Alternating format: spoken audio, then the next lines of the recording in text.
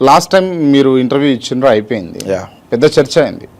TDP state ఆఫీస్లో అంటే కొంతమంది నాయకులు, ముఖ్యంగా రాజేష్ మహాసేన్ లాంటి వాళ్ళు, ఇక ఆయనే చెప్తా ఉన్నాడు, ఒక దిక్కేమో వైసీపీ వాళ్ళేమో మీరు మా మనిషి కాదని వాళ్ళు, మీరేమో మా ఇంటర్వ్యూలోనేమో నేను జగనన్న మనిషినని మీరు చెప్తారు. దానికి కొంత ట్విస్ట్ చేస్తూ మాట్లాడినరు. ఇప్పుడు నేను రాజకీయ నాయకుల గురించి మాట్లాడతాను, బ్రోకర్ల గురించి నేను మాట్లాడను. ఎవరు బ్రోకరు? రాజేష్ మహాసేనా. మరి ఊకోనా? అరే భయ్ ఇను చెప్తా ఇను, అట్లాంటి పిచ్చి కుంటలు కడితే నేను అసలు మాట్లాడను. ఎందుకు మాట్లాడను? చంద్రబాబు నాయుడు గురించి ఒక విలువ ఉంది. ఏంటి? ఆయన 4 సార్లు ముఖ్యమంత్రి, 4వ ముఖ్యమంత్రి. పవన్ కళ్యాణ్ గారి గురించి ఒక విలువ ఉంది. వాళ్ళు ఒక పార్టీ పెట్టారు. అంటారు మీరు.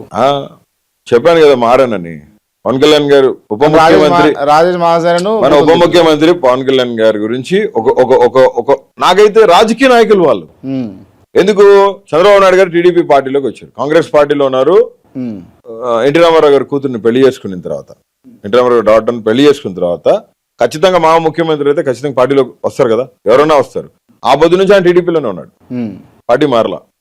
వైఎస్ జగనన్న, రాజశేఖర రెడ్డి గారు కాంగ్రెస్ పార్టీలో ముఖ్యమంత్రి ఉన్నప్పుడు అన్న ఎంపీ, జగనన్న తర్వాత వైసీపీ పెట్టారు, పార్టీలు ఏం మార్చలా.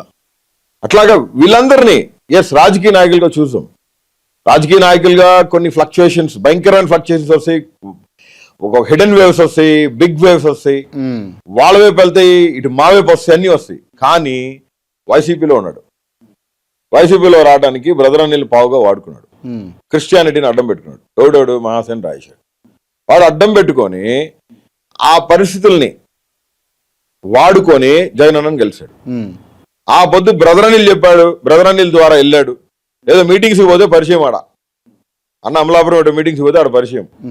అన్న ఎవరినైనా బ్రదర్ అనిల్ ఇంటికి వస్తే కలసమని చెప్తారు కదా. పాస్టర్ ఆయన, ఏదో బిగ్ పాస్టర్, వరల్డ్ ఫిగర్ ఉన్న చరిష్మా అనే వ్యక్తి ఆయన కలుస్తానికి వెళ్ళారు, ఇంట్లో కూర్చోబెట్టారు, మంచిగా టీ ఇచ్చారు. జగనన్న కలవాలంటే పెట్టారు అపాయింట్మెంట్. అన్నను కలిసి వెళ్ళి కండు వేయించుకున్నారు. అన్న మీరు తప్ప అసలు ఏం లేదన్న. ఆ పొద్దు వైసీపీలోకి వచ్చి టీడీపీ వాళ్ళని లకారాలు ఎత్తి బండబూతులు తిట్టాడు. అవన్నీ ఇప్పుడు కూడా వీడియోస్ ఉన్నాయి. పచ్చి బూతులు తిట్టాడు, అమ్మనా బూతులు తిట్టాడు, ఒక మాట చెప్పాలి మాకంటే ఎక్కువ తిట్టాడు. అయిపోయింది.